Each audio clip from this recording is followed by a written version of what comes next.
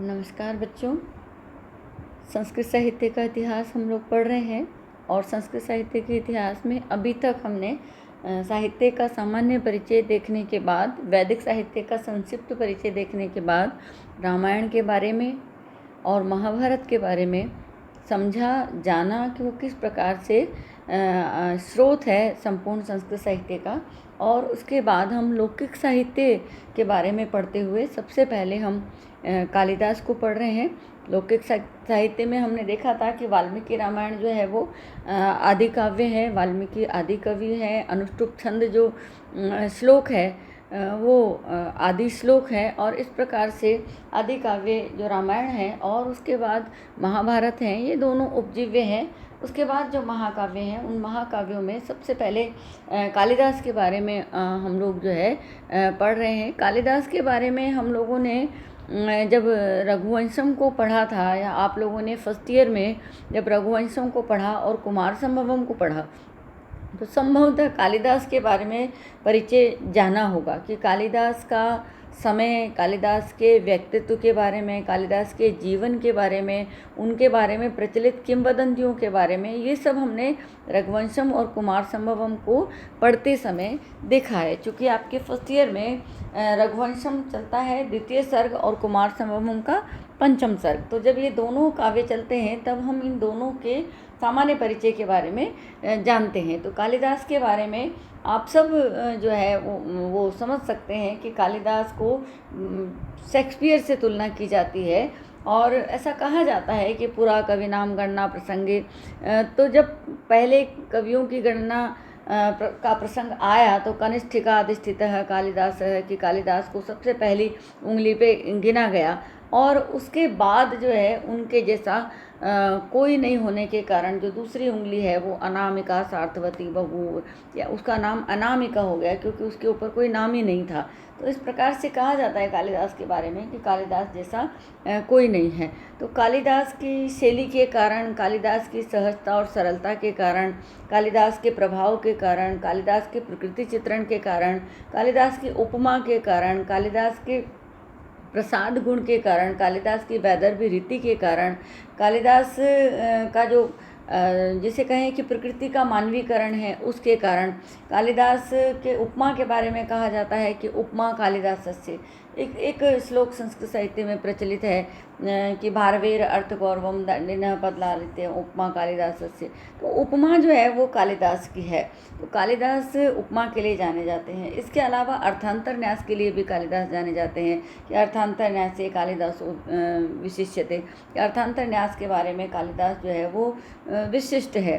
तो भासो हास्य कवि कुलगुरु कालिदास, इस प्रकार की जो है कहावतें प्रचलित है जो ये सिद्ध करती हैं कि कालिदास का महत्व संस्कृत में किस प्रकार का है। कालिदास के व्यक्तिगत जीवन से संबंधित बहुत सारी किंवदंतियाँ हैं, लेकिन हम लोग जो है क्योंकि संस्कृत साहित्य के कवियों की, साहित्यकारों की एक परंपरा है कि उन्होंने अपने जीवन चरित्र के बारे में प्रामाणिक तौर पर लिखा नहीं है। वो स्वांतः सुखाय अपने आनंद के लिए साहित्य लिखते थे, नाम के लिए और प्रसिद्धि के लिए नहीं।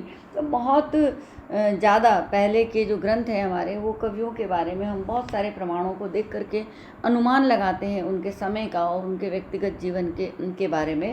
तो कालिदास के बारे में भी कुछ हद तक वो ठीक है। तो कालिदास को हमने जो है पहले देखा है कि उनकी 7 रचनाएँ हैं।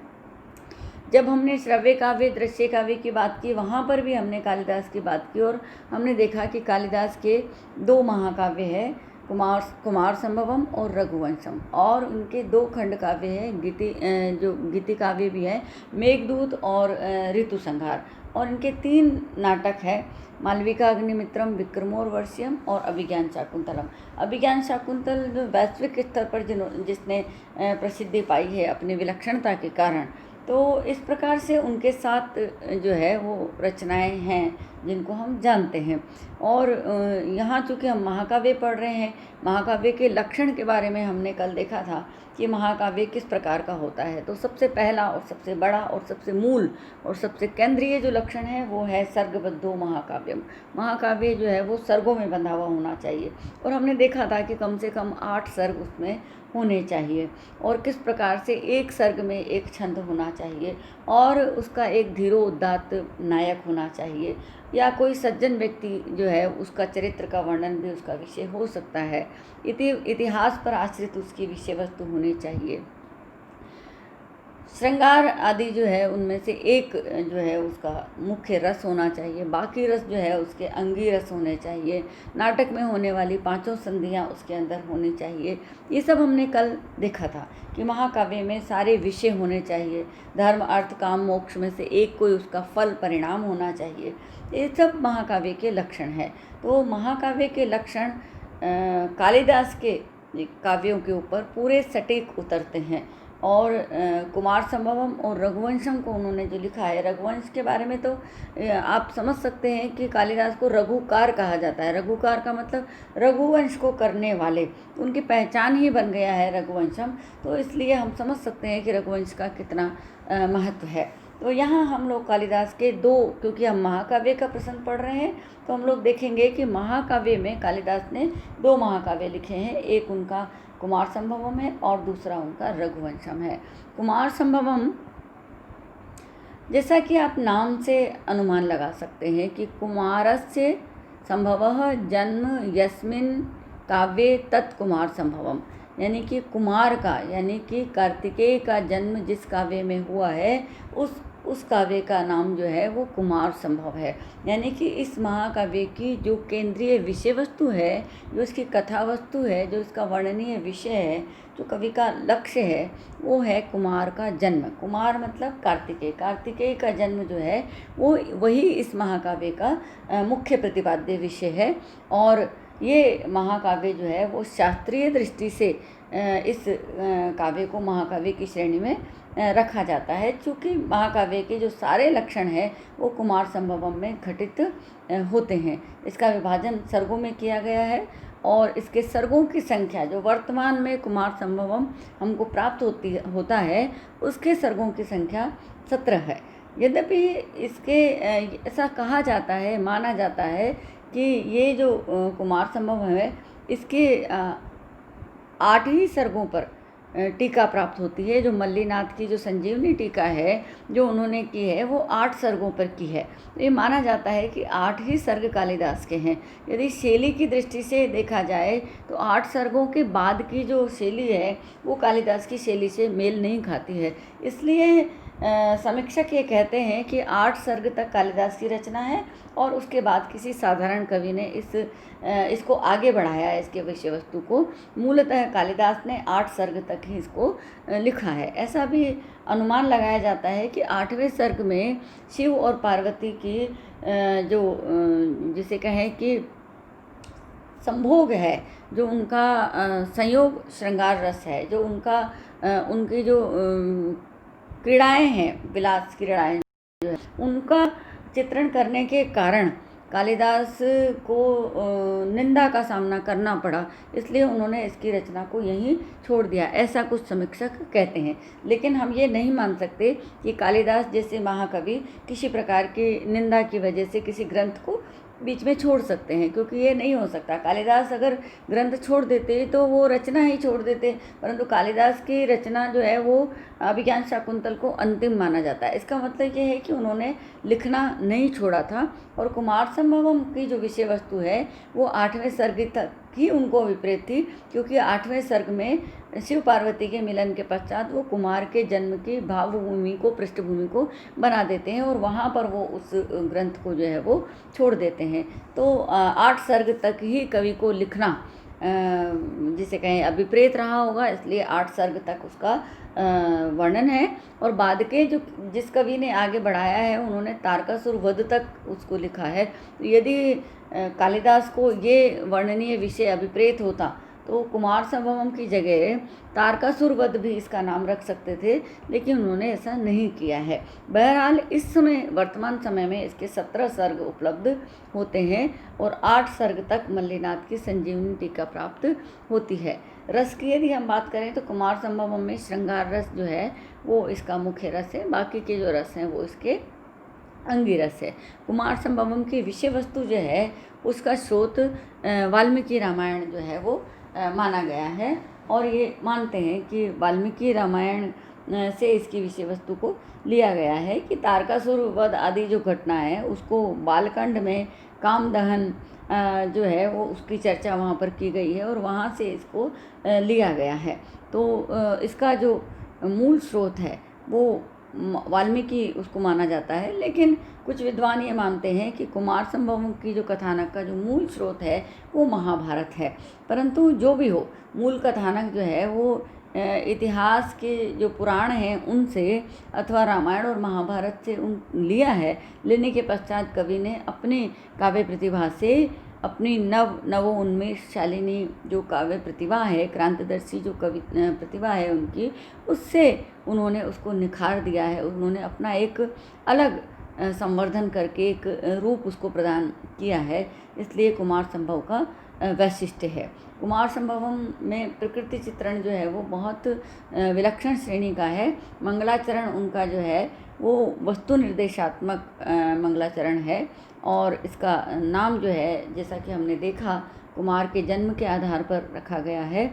इसके 8 सर्गों पर मल्लीनाथ ने संजीवनी टीका लिखी है, और इसकी जो विषय वस्तु है उसमें ये बताया गया है कि हिमालय जो पर्वत है उस पर हिमालय पर्वत है और मैना जो है वो उनकी पत्नी है, और पार्वती का जन्म उनको हुआ है, और जो पार्वती पिछले जन्म में सती थी और उनका जन्म होता है। कवि कालिदास जो है वो पार्वती के सौंदर्य का वर्णन करते हैं, और इसके बाद विषय वस्तु जब आगे बढ़ती है तो देवगण जो है वो तारकासुर से पीड़ित हैं।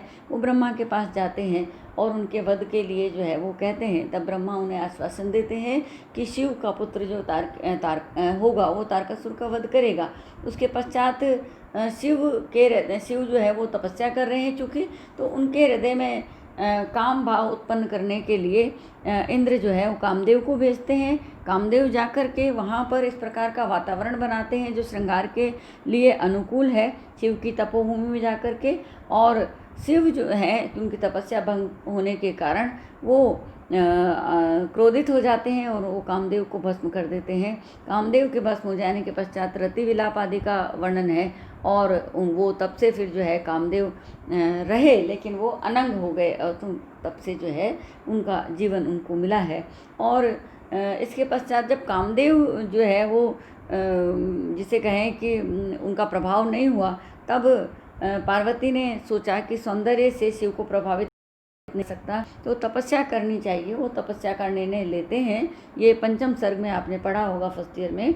तो तपस्या का निर्णय लेते हैं, कठोर तप करते हैं, शिव उनकी परीक्षा लेते हैं और परीक्षा में वो प्रसन्न हो जाते हैं। तब पार्वती से जो है वो प्रेम की स्वीकृति देते हैं, उसका वो प्रस्ताव रखते हैं, उसको स्वीकार करते हैं, और उसके पश्चात उनका विवाह निश्चित हो जाता है, विवाह होता है उनका। और उसके बाद वो हिमालय पर्वत पर रहते हैं। हिमालय पर्वत पर रहने के पश्चात वो जो है गंधमादन पर्वत पर चले जाते हैं, और वहाँ पर शिव की भोग विलास काम क्रीड़ाओं आदि का कवि ने वर्णन किया है। पार्वती का उन्होंने मुग्धा नायिका के रूप में वर्णन किया है, और यहाँ तक कालिदास की रचना मानी जाती है।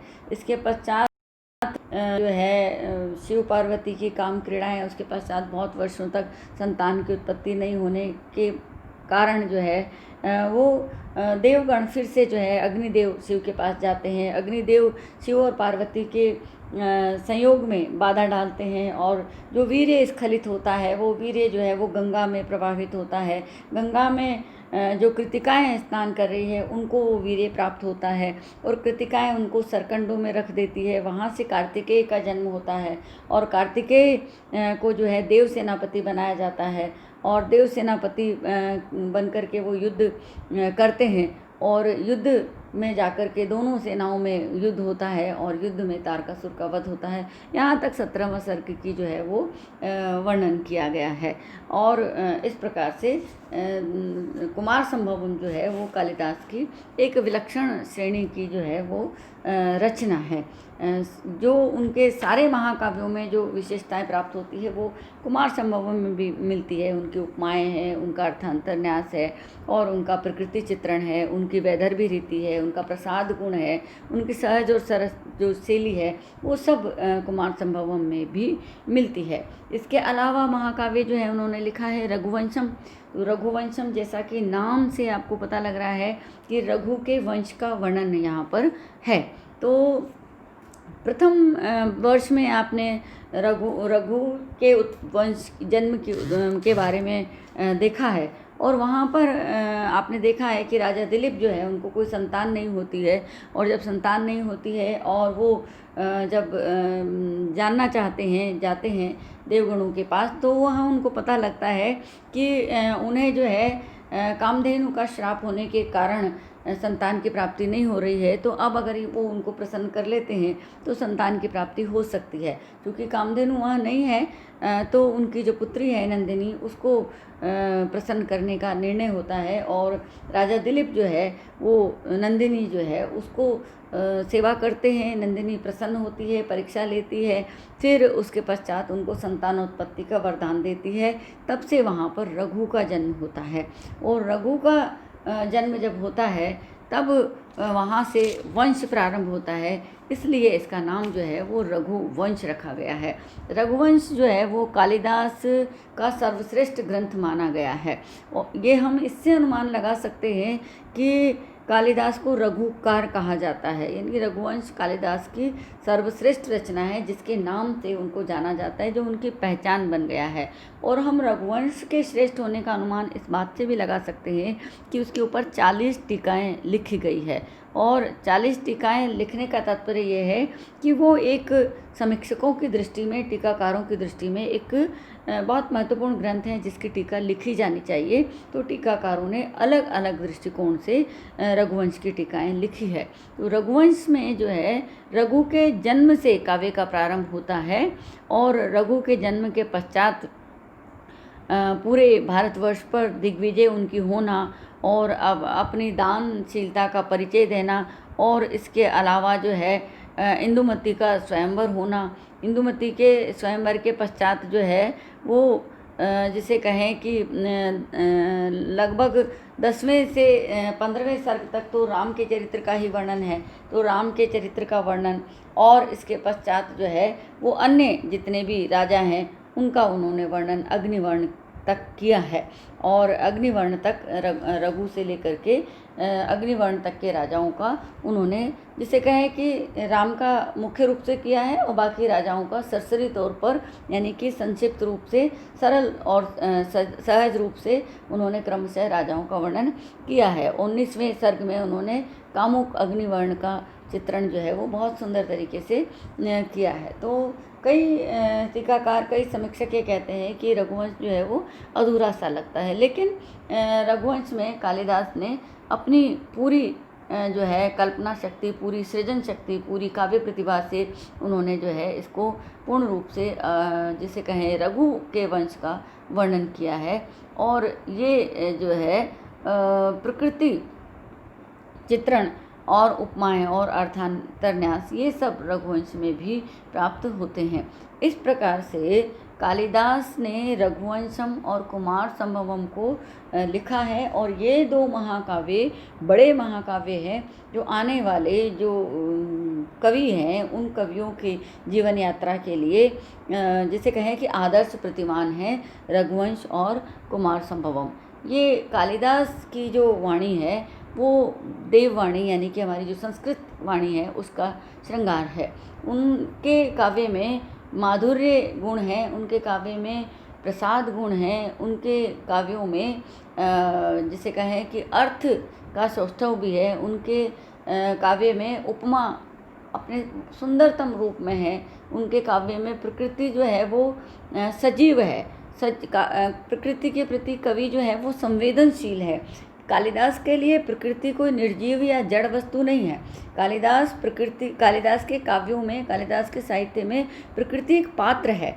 वो जितने सजीव पात्र संदेश देते हैं, जितने सजीव पात्र जो है मुख्य विषय वस्तु को आगे बढ़ाते हैं, जितने सजीव पात्र जो है वो समाज को पथ प्रदर्शन करते हैं, प्रकृति भी उतना ही सजीव जो है अपनी भूमिका में कालिदास के काव्यों में रहती है। तो कालिदास के काव्यों में हम कह सकते हैं कि प्रकृति का मानवीकरण है, क्योंकि ये प्रकृति अपना रोल, अपनी भूमिका वहाँ पर अदा कर रही है। और कालिदास की उपमाएं जो है वो अपनी सटीकता के लिए, अपने सौंदर्य के लिए, अपनी सार्थकता के लिए मानी जाती है। वो सुंदर तो है ही, वो सटीक भी है, वो विषय के अनुकूल भी है, वो उपमेय के अनुकूल भी है, और जो अर्थ उनको देना होता है वो अपनी उपमा के माध्यम से बहुत ही सुंदर तरीके से जो साधारण धर्म है उनका, उससे वो बहुत सुंदर तरीके से जो है जो कथ्य है उसका वो उपमाओं के माध्यम से और अर्थांतर न्यास के माध्यम से बहुत अच्छे प्रकार से वो प्रदर्शित करते हैं। तो ये जो है रघुवंशम और कुमार संभवम दोनों की विषय वस्तु हैं। दोनों का बहुत ही संक्षिप्त में हमने परिचय देखा है। 17 और 19 सर्ग दोनों में है। कुमार संभवम की मल्लीनाथ की टीका प्रसिद्ध है। रघुवंशम की 40 टीकाएं लिखी गई है। कुमार संभवम में शिव पार्वती का विवाह और कुमार के जन्म तक का वर्णन है, और अन्य सर्ग जो हैं उनमें तारकासुर वध तक का वर्णन है। और इस प्रकार से रघुवंश और कुमार संभवम जो है वो कालिदास की पहचान है। इनके लिए कालिदास जाने जाते हैं। कालिदास ने जिस प्रकार से वागर्थ संप्रक्तो वागर्थ प्रतिपत्तये जगतः पितरो वंदे पार्वती परमेश्वरो कह करके, और वाणी और अर्थ स्वरूप जो साहित्य है, जो काव्य है, उस काव्य को चरितार्थ किया है। काव्य का सही स्वरूप जो है वो जिसे कहें कि उन्होंने प्रकट किया है। एवं वाक्यम रसात्मकम काव्यम में जो कहते हैं वो कि जो वाक्य है, वाक्य यानी कि शब्द और अर्थ का जो संगम है वो ही काव्य है। तो कालिदास ने शब्द और अर्थ की सम्यक व्याख्या अपने शिव और पार्वती अर्धनारीश्वर के वंदना, उनकी जो है प्रार्थना के माध्यम से उन्होंने प्रकट की है। तो इस प्रकार से जो है कालिदास की जो उपमाएं हैं वो बहुत सुंदर हैं। हम जब कालिदास की उपमा को पढ़ेंगे तब हम उनकी उपमाओं को अलग से देखेंगे। कालिदास के अर्थांतर न्यास को देखेंगे तब हम उसको विस्तार से उसमें देखेंगे। कालिदास के प्रकृति चित्रण को देखेंगे तब प्रकृति के बारे में पढ़ेंगे। उनको प्रकृति का पुरोहित कहा गया है। उन्होंने प्रकृति के रहस्यों को हृदयंगम किया है, और उनके सजीव वर्णन इस प्रकार के हैं कि जब वो वर्णन करते हैं तो प्रकृति हमारे सामने साक्षात रूप से, सजीव रूप से हमको मानो वो दिखाई देती है अपने सुंदर रूप में। तो इस प्रकार से जो है वो कालिदास की जो पेनी दृष्टि है, जो सूक्ष्म दृष्टि है, उसने प्रकृति की आत्मा को पहचाना है। और प्रकृति जड़ और चेतन दोनों सापेक्ष भूमिका जो है वो निभाते हैं। इस बात को समझते हुए उन्होंने अपने काव्य में प्रकृति का सुंदर वर्णन किया है। तो कालिदास जो है वो अखंड राष्ट्र के एक राष्ट्रभक्त हैं, और एक समाज भक्त है। और समाज और राष्ट्र के प्रति जो उनको संदेश देना है अपने काव्यों के माध्यम से, उस संदेश को वो देते हैं। और अपना जो एक साहित्यकार का धर्म है कि वो पर्यावरण के प्रति सचेत करें, तो वो प्रकृति प्रेम के द्वारा उन्होंने किया है। एक साहित्यकार का धर्म है कि वो समाज को संदेश दे, तो अपने उपमा और अर्थांतर न्यास से, अपनी वैदर्भी रीति से, अपनी सहज और सरल प्रसाद गुण युक्त शैली से समाज को उन्होंने जो मार्मिक संदेश हैं, संप्रेषणीय जो संदेश है, उनको उन्होंने प्रदान किया है। और जो है अखंड राष्ट्र के प्रति जो दृष्टिकोण होना चाहिए वो उन्होंने प्रसंगानुसार स्थान स्थान पर वो संदेश भी उन्होंने दिया है। तो इस प्रकार से कालिदास संस्कृत साहित्य के इतिहास में एक महत्वपूर्ण सोपान है। और ये कहा जा सकता है, हम लोग बार बार कहते हैं कि ये जो जिसे कहें कि साहित्य आकाश है, उसमें कालिदास जो है वो जाज्वल्यमान है, यानी दैदीप्यमान है, ये सर्वोत्कृष्ट है, वो सबसे ऊपर हैं, वो कनिष्ठिका अधिष्ठित है।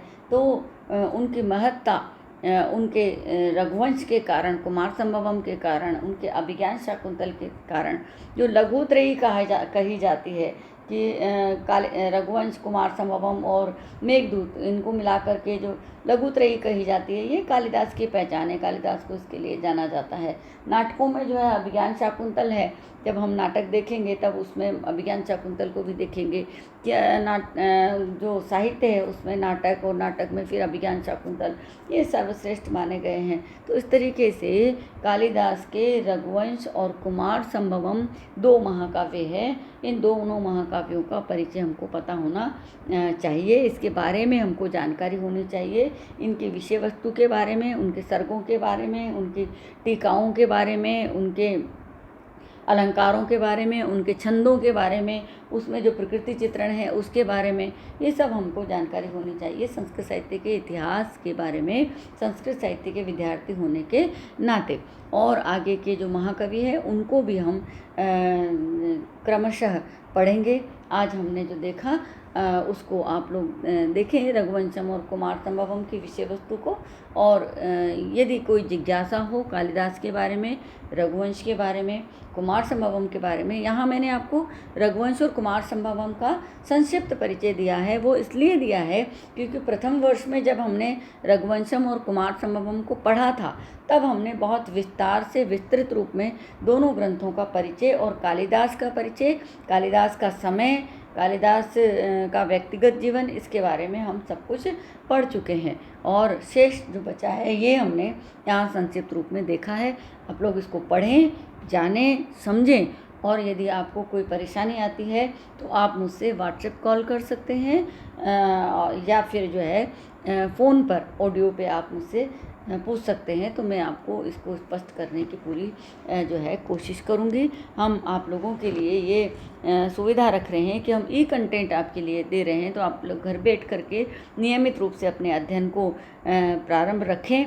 और ये कोरोना संकट की वजह से आपकी पढ़ाई में बाधा तो है, क्योंकि क्लासरूम स्टडी, जो कक्षागत अध्ययन होता है, उसकी कोई तुलना नहीं हो सकती, लेकिन फिर भी हम कुछ हद तक इसकी क्षतिपूर्ति करने की कोशिश कर रहे हैं। तो आप लोग इन वीडियोस को सुनें, समझें, और जहाँ परेशानी आए वहाँ पर आप लोग जिज्ञासा के समाधान के लिए हम लोगों से संपर्क करें।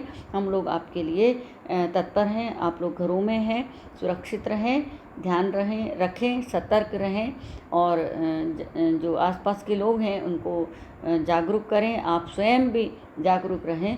यही एक इस समय में सबसे बड़ी राष्ट्रभक्ति है। धन्यवाद। जय हिंद।